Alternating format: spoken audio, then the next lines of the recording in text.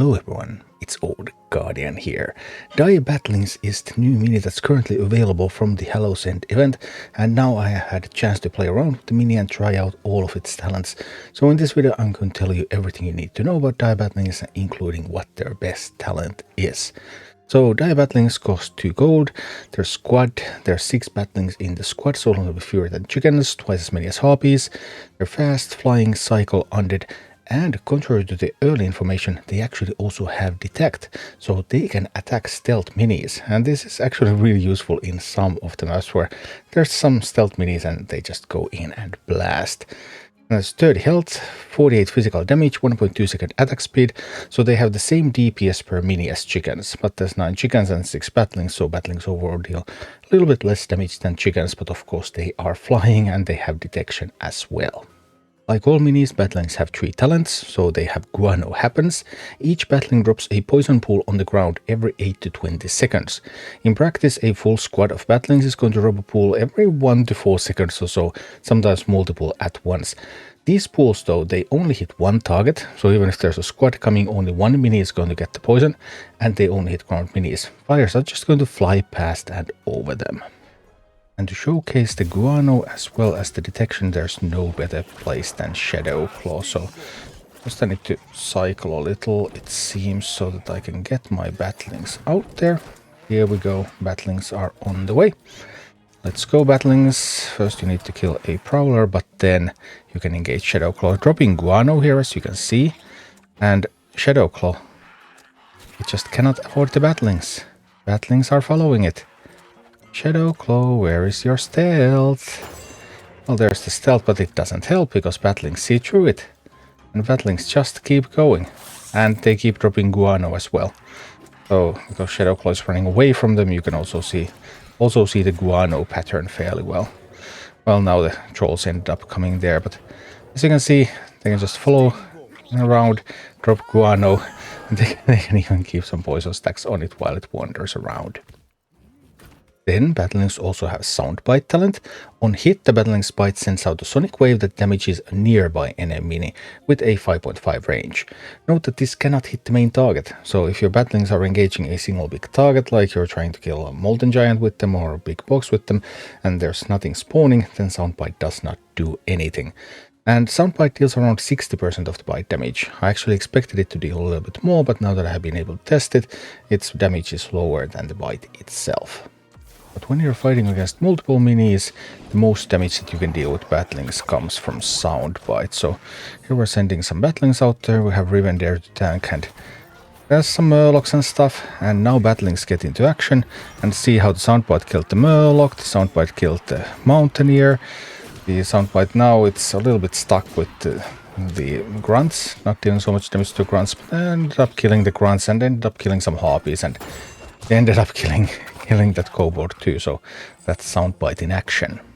And finally there's Midnight's Call on kill gains stealth, and that means that when Batlings kill something, the entire squad gains stealth. And that means if they're the only ones who are engaged, then the enemy is going to have to be forced to retarget, and that means that the Batlings just kill something, they go into stealth, they're not hit, and then they just kill something really quick again and they go into stealth, and this is actually surprisingly strong. Midnight's Call is not quite Soundbite when it comes to damage output, but it can still have some pretty good effects. So here we have Revender tanking for these bats a little bit. Again, same scenario as we had with Soundbite. And now the bats come in. As you can see, they don't get to kill the Murlocs right now, but oh, they stealth, they kill, they stealth. And then they're trying to get a kill there, and they kill, and they stealth. They kill something, and they stealth. And yeah. The harpies this time turned out to be a little bit too much for them, but they can still get quite a bit of survivability. So here's some more Midnight's Call action. I'm going to send out the Batlings against them Banshees. So they kill something, they stealth, the Banshees are there, they kill, and they stealth, and they kill, and they stealth. Like the Banshees were completely hopeless against the Batlings. And here they come, surprising the Ogre Mage, and boom, Batlings, here they go. Of course, they're a little bit over-leveled here, so they won't be able to kill an even-level Ogre Mage, but still, they can do some very effective ambushing. So which Dire Batlings talent is the best one? That's actually a really difficult question because all of them have different upsides and none of these are useless. All of them are usable. Dire Batlings does not have a terrible talent at all. Soundbite, most DPS against multiple targets. Potentially also if boss summons some stuff, then that Soundbite can kill that stuff while the Batlings are focused on the boss.